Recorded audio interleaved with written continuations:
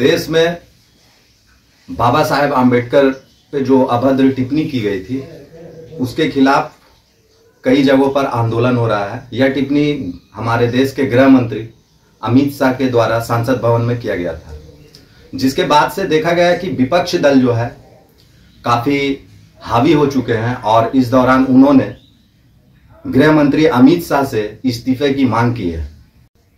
तो आज हम लोग इस संदर्भ में मुलाकात कर रहे हैं शिल्पांचल के वरिष्ठ अधिवक्ता और आरजेडी के वरिष्ठ नेता हमारे नंद बिहारी यादव जी से। जानेंगे कि वो इस विषय पर क्या कहते हैं। आपके चैनल को बहुत बहुत आभार हमारी तरफ से और धन्यवाद कि आपने हमारे गणतंत्र भारत के एक ज्वलंत मुद्दा को उठाया है और जहां तक जो वर्तमान स्थिति है हमारे देश की, वो बहुत ही खतरनाक स्थिति में हमारा गणतंत्र भारत का संविधान,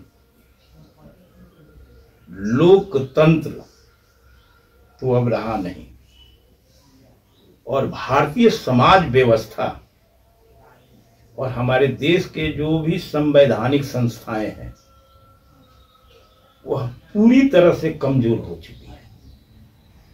कब खत्म हो जाएंगी इसकी कोई गारंटी अब नहीं है, क्योंकि जो वर्तमान में 2014 से नरेंद्र मोदी सरकार जो देश की जनता को गुमराह करके सत्ता में आई, यह सरकार आरएसएस संघ की पॉलिटिकल फ्रंट है, राजनैतिक मुखौटा है और संघ जो है, क्योंकि भाजपा उसका राजनीतिक मुखौटा है, संघ भाजपा के माध्यम से भारत के संविधान को खत्म करना चाहता है। इसी एजेंडे पर वो काम कर रहा है। और जहां तक अमित शाह के बयान की आप बात कह रहे हैं, अमित शाह जिस तरह का बयान संसद में दिया है, उससे इसी तरह के बयान की उम्मीद देश की जनता को होना चाहिए, जो जानकार जनता है, जो राजनीतिज्ञ है। क्योंकि ये संघ और भाजपा के लोग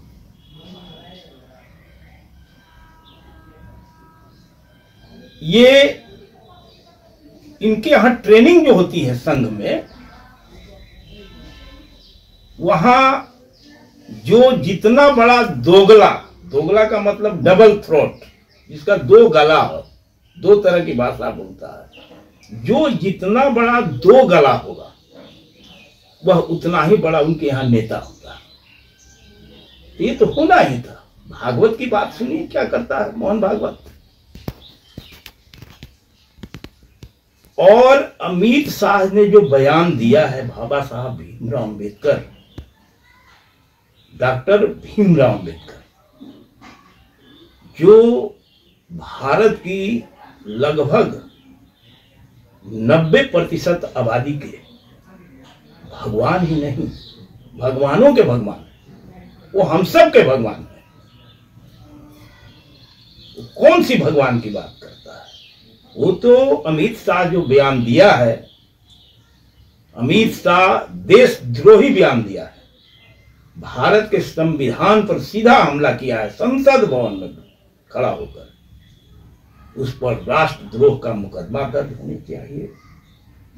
उसी पर नहीं, नरेंद्र मोदी पर भी, प्रधानमंत्री पर भी देशद्रोह का मुकदमा दर्ज होना चाहिए, इसलिए कि उसने उसकी बयान की को समर्थन किया ट्वीट करके।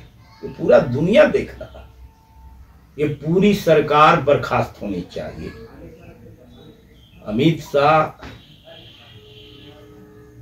वो जो डबल थ्रोट हमने बोला, दो गला की बात करता है, वो दो तरह की बात करेंगे ही। ये महात्मा गांधी के सामने श्रद्धांजलि देते हैं और नाथूराम गोडसे को पूछते हैं। ये ऐसे लोग हैं। राष्ट्रपिता महात्मा गांधी को ये लोग एक तरफ उनके सामने सर झुकाते हैं और दूसरे तरफ जो गांधी का सबसे बड़ा विरोधी था गोलवरकर, इस संघ के लोगों को वो अपना आइडियोलॉजी मानते हैं। ये दो तरह की बात और दो गले की बात करने वाले लोग इस भारत की सामाजिक व्यवस्था के लायक नहीं है। इनको पूरी सरकार बर्खास्त करना चाहिए और अमित शाह को तो, लेकिन जेल भेजेगा कौन? पूरी भारत के संवैधानिक संस्था पूरी तरह से नष्ट हो चुकी है। सब पर ये मनुवादियों ने अपना कब्जा कर लिया है। मैं खुले तौर पर बोलता हूं कि आज न्यायपालिका, यहां तक उच्च न्यायालय और सर्वोच्च न्यायालय के जो जजों का जो परफॉर्मेंस रहा है, उनकी जो कार्य प्रणाली रही है जुडिशियल प्रोसीडिंग में, यह पूरा देश ही नहीं पूरा दुनिया देख रहा है। किस तरह से राम मंदिर पर फैसला आया, किस तरह से इलेक्ट्रल बॉन्ड पर फैसला आया, किस तरह से ईवीएम पर उनका जजमेंट आ रहा है। आज क्या हो रहा है देश में? लोकतंत्र सारी मशीनरी खत्म कर चुके हैं। इसलिए अमित शाह का बयान जो है वह देशद्रोही बयान है।